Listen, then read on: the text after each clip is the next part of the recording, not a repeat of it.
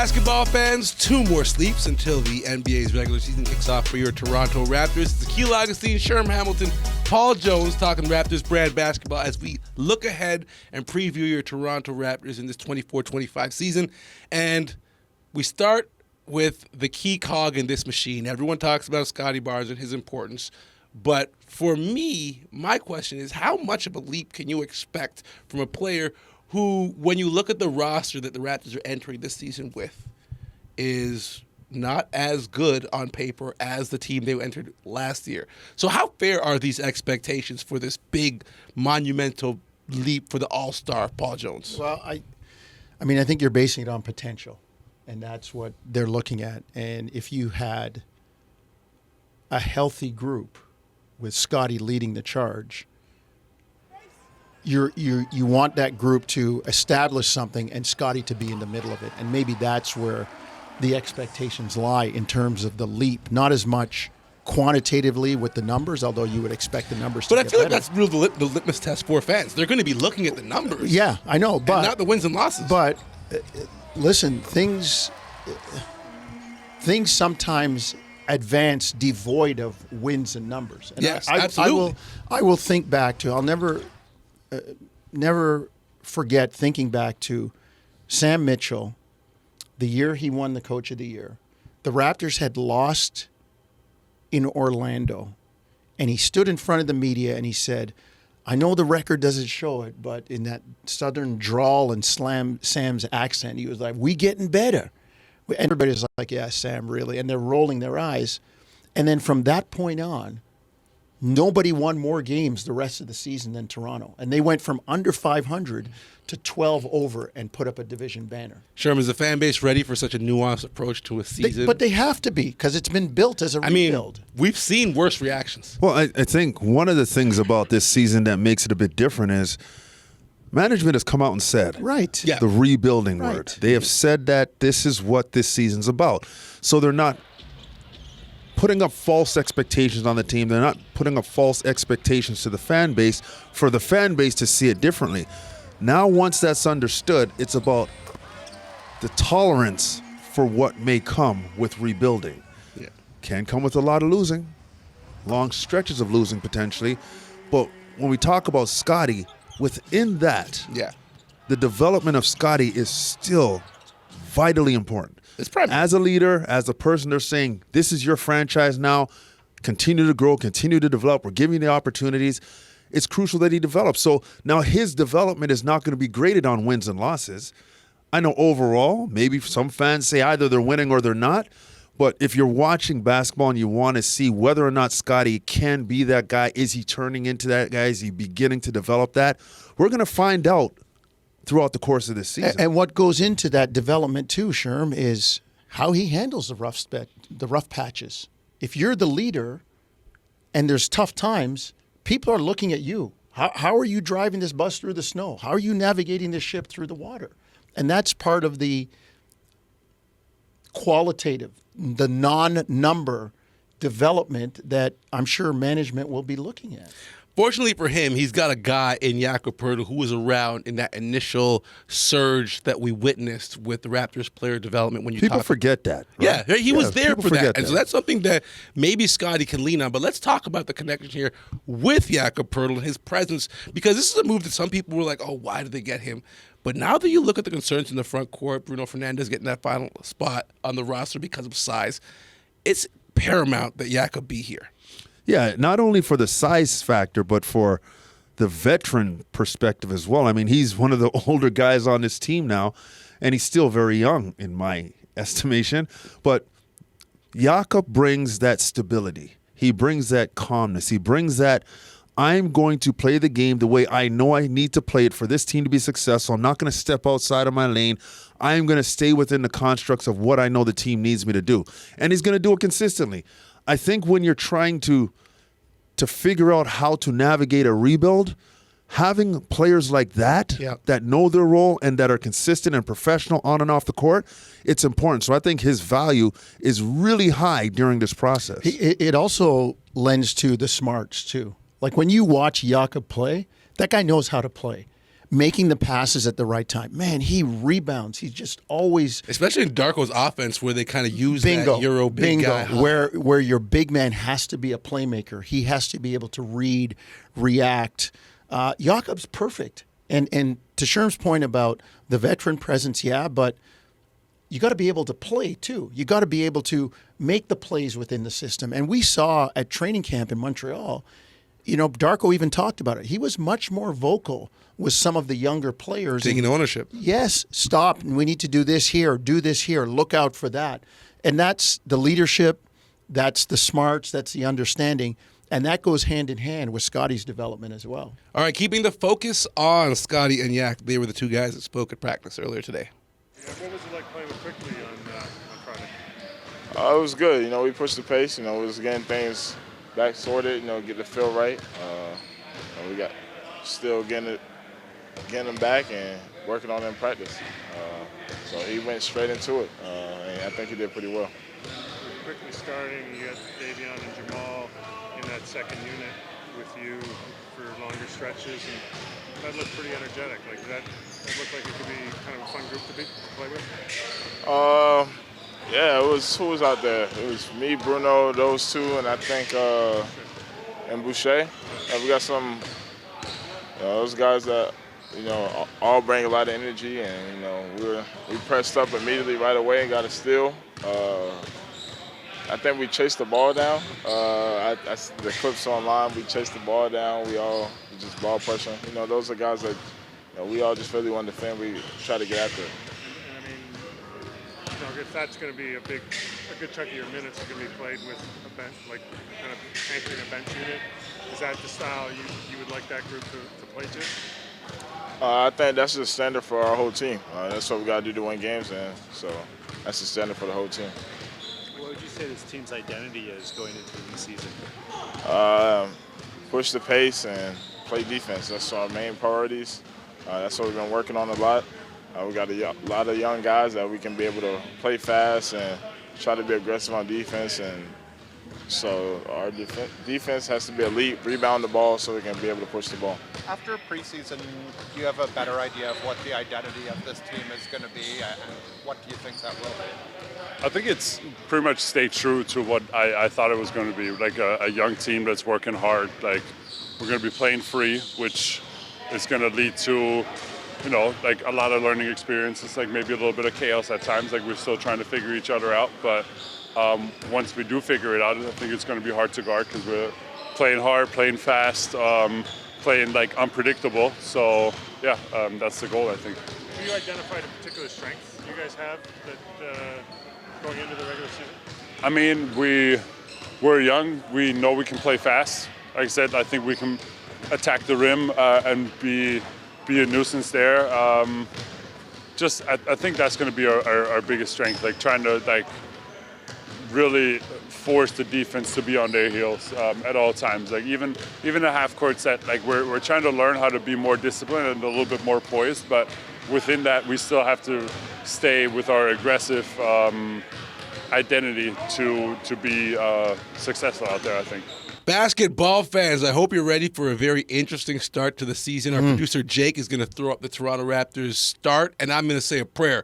Yea, I walk through the valley of the shadow of death. Look at the first 12 games for your Toronto Raptors. Sherman Hamilton.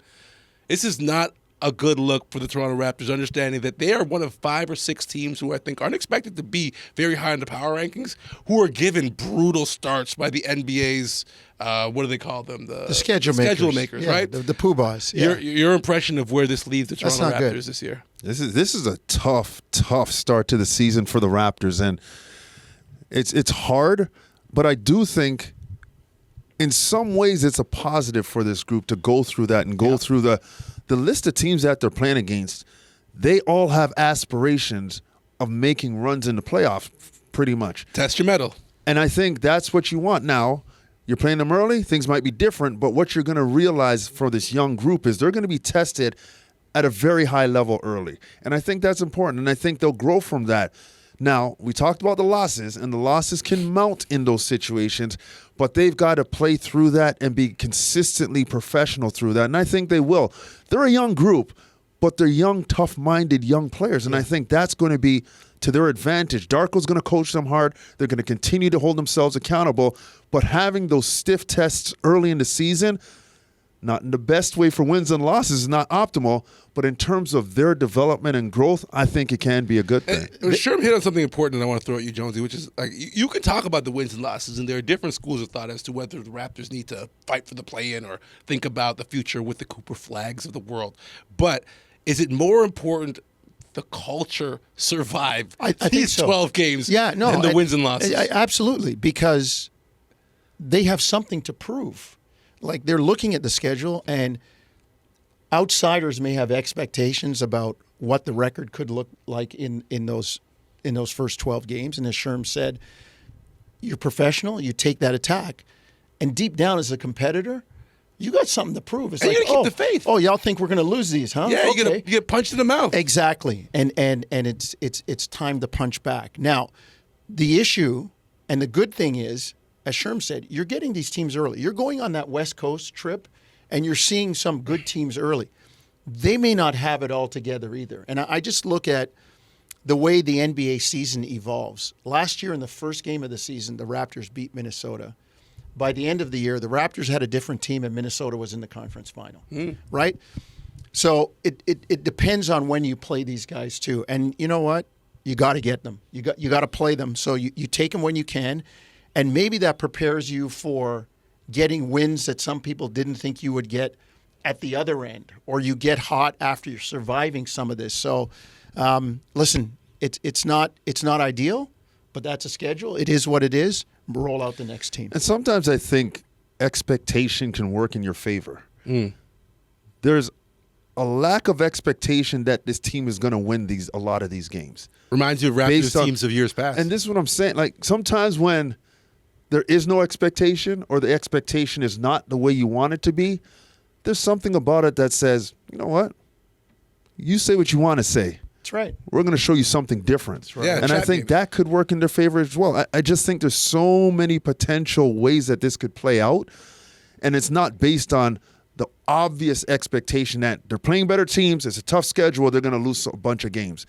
Things could happen differently. Toronto's been known to be a trap for visiting teams before. Don't take us lightly. Shouts out to all the Sunday nightclub afternoons promoters, at 1 o'clock, definitely. nightclub promoters, and all the people working in those beautiful industries on the ancillary of the downtown core. Keep doing what you're doing for our Toronto Raptors. The invisible sixth man. Yeah, we love him. We love him. With all that said, it's now time to check in with the coach, Darko. What were the points of emphasis with Scottie's development this offseason, and how do you think he sort of carried that over to preseason? Scottie worked really hard this offseason. He was in the gym a lot. He was very organized, structured. He did a good job in the weight room as well. It was continuing his overall development. You know, it was his three-point shooting. It was defensive efficiencies and understanding our schemes. It was how to create shots, how to touch the paint, post-ups.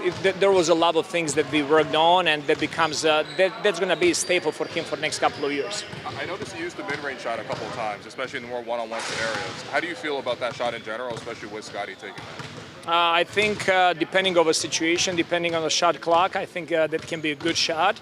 But also everything comes out of with the context. You know, we don't want to be taking those shots way too early in the shot clock, and if you have other opportunities, but I don't mind that shot when it's happening when you have a lot of space and when defense is retreating, or when we go down in last 7-8 seconds of the shot clock, getting those shots. Elite players in this league, they do it on a high clip, so that's something that we want to continue developing with Scottie as well. I'm sure that Scottie's leadership is going to develop also his style of leadership throughout the season, but is there any thing that kind of jumps out to you, or any similarities maybe with other players you've coached in terms of style of leadership? What Scottie does really well, he leads by example. You know, he's all in. The way he competes, the way he sets the tone, it goes a long way with everybody else. If you have your franchise player picking up full court and playing defense on, doesn't matter who he guards, that rubs off the right way with everybody else. And offensively, he's also very unselfish. He's looking for his teammates. He likes to push the pace. he's doing all the things that I, as a head coach, also believe in, and that makes it much easier for the whole team to follow his lead. What excites you about the dynamic between RJ, IQ, and Scottie, from whether it's the offseason, what you've seen, or preseason a little bit? What excites you? It really excites me that they really embraced each other as teammates and as players that bring different kind of skill set to the team. They're spending a lot of time. They're talking a lot basketball. They're like basketball fanatics, all three of them. And it really excites me to see those guys, how they're going to gel and grow as a team. What was your focus at practice today, and what do you think the focus will be tomorrow? Practice today was continuing our basic defensive schemes, getting better in communication, understanding NBA's spacing and actions that teams are running. A lot of general stuff. We continued breaking down our offense, teaching nuances of it. So just continuing to put a foundation for our team. All right, basketball fans, one of my favorite parts of training camp is actually the end, when you get to see the battle for who wants that final spot, who wants it the most. And unfortunately, some guys, it's a sad day. And so we have to report that there have been some cuts for your Toronto Raptors. Bruno Fernando, who I keep misquoting as being Bruno Fernandes, the soccer player. You know, I'm a big soccer fan. But I got to give him his respect. He makes the 15th roster spot. Some other news, Jamias Ramsey, whose rights belong to the OKC Blue now in the G League, is left off the roster. Jared Rhoden off the roster, but he is one of those guys that will likely join the 905. And then Brendan Carlson, who had that big moment in preseason with the game-winning block. Yeah. And a lot of people thought he had a real shot at being the two-way for this Toronto Raptors club moving forward. But the surprise, and not surprising if I'm talking to you two, because I know, Sherman, you're big on this guy, but Jamison Battle, I'll let you go off on him for a bit, because he was super impressive and not someone earmarked for success coming into this camp. Yeah, and I think the simplicity of what he does well, he did it. He shoots the ball. Yeah. He shoots it with confidence. NBA skill. It's an NBA skill. It's a coveted skill, and it's something that he showed confidence in doing. And I think when you talk about being able to spread the floor with guys like Scottie handling the ball and breaking the defense down, and RJ, when he's healthy, attacking the basket and making plays, and IQ's ability to break people down, you're going to need people who spread the floor legitimately. And this young man in preseason showed that he can do that. Whether he played 5 minutes, whether he played 15 minutes, he shot the ball. And I think that's as simple as it is. Sometimes you don't have to have all these ingredients in the pot for it to taste good. A little bit of salt, a little bit of pepper, and it goes. And he's just that simple. He's cooking, literally. Yeah, he's cooking. No, I think the other thing, too, is to Sherman's point about spreading the floor and guys out there. When the floor is spread and Grady's on the perimeter, people are like, shooter, shooter, shooter. Like, they know the scouting report is out. I'm not so sure it's out to the same extent on a kid like Jamison Battle. You can catch some sleepers. Yeah, you might he's a shooter. Well, let him make one or two. Yeah. And Sherman has a great line. Don't overreact. They might okay, he's made one. If he starts to make a few more, now it is going to open the floor. It is going to help with the spacing. So I watched the kid in training camp. I thought he did a really good job getting to spots, being ready to shoot, and just, hey, this is what I do. And I'm not going to try to do anything else to make this team but this. Do what you do best. Show that, and that'll make you valuable. Let's quickly give the man his respect, because Bruno Fernando did make this team. And, you think about it, people talk about hard work being an NBA skill. Well, being big is an NBA skill. Yeah, you can't teach that. And that. it's something the Raptors obviously recognized as something they need to address. You can't teach that. I mean, you look at times last year, especially after he got injured with Jakob Poeltl not on the floor, you look out there and you look and think, who's going to rebound? This has to be a collective effort. And Kelly's got the back issue right now. Well, and you just need size, Akil. Like it kind of goes back to what we talked about before about a kid like Zach Edey. How can you look at somebody that's that big and say, well, I'm not so sure? It's a big person's game. And you look at the size of a Bruno Fernando. Bruno, get out there. We need rebounds. It's something that he can do. So I'm not surprised that he was given a roster spot. All right, we're going to save some time for the other side of the break. We got to talk about Sherman and Jonesy's expectations for this tightly fought for NBA championship this year. I think this is going to be the better one of the better ones. So I want to see. I want to pick your guys right now, and we'll check back at the end of the year, see who's right. All right, fourth frame, final block. We got the boys here talking NBA championship. Who's taking home Larry O'Brien? First, we got to check in to Vegas. Producer Jake, hit us up with the odds. This is what Vegas is saying. Obviously, returning your entire roster bodes well for the champs. Then you got the Oklahoma City Thunder led by Kid Canada, Shea Gilgeous-Alexander at 650 plus. The Knicks, I don't know about that. I'm not buying the Knicks. Sixers at plus 1,000. Timberwolves at plus 1,000. Denver's still in the conversation. And the Mavericks are not on the board. Yes. That's wild. They've regressed, even with the addition of Klay Thompson. Jonesy, who you got? Who's taking it? Interesting. I look at Oklahoma City, and I wonder how the Isaiah Hartenstein. He's out 5 weeks? Yeah, I wonder how that broken factors in with those odds because that was a big get for them, I thought, with their size, being able to play him and maybe move Chet to the 4. That being said, I, like you, I'm very surprised the Mavericks still aren't there. And then when I look at Minnesota. They took a step back, I'll be honest. Well, Randall doesn't do it for me. Well, it depends how they integrate him. But when I look at their conference final with Dallas, they were one possession away from being, up 2-0 as opposed to the way it went. So I think Denver's championship window is frankly closing. The erosion of talent there, they lose Bruce Brown. They lose KCP. There's a lot of humming and hawing in this answer. I'm really trying to get to the core. Well, who do you want? Do you want who's coming out of the West? Who's coming out of the West? Yeah, who's taking it? The Western Conference Final will be OKC and Minnesota. Okay. Sure. Boston in the East. Right OKC now. and Minnesota. So that he didn't even pick a team there. He just gave us 2. He just gives the 2 most likely. Sure. You asked me. You asked me. Pick a winner. Minnesota. Boom. There we go. Okay, I don't know why Dallas was not on that list. Yep. You look at Dallas post All-Star break. Yeah. An elite defensive team. Offensively, they have the firepower. Now they added Klay Thompson. Now we don't know how Klay's going to be, but if he's anything closely related to what he could be with some drop-off as a splash brother, And what does that Lively. do to their... And Lively. And he's proved that he can be an integral piece of what they do. If Klay can shoot the ball relatively well, not even great the way he has, just relatively well, with Kyrie and Luka on the floor and what they've done defensively, if they can keep that up, why wouldn't they be on that list? So I'm going off the board. I'm saying Dallas and Boston in the final.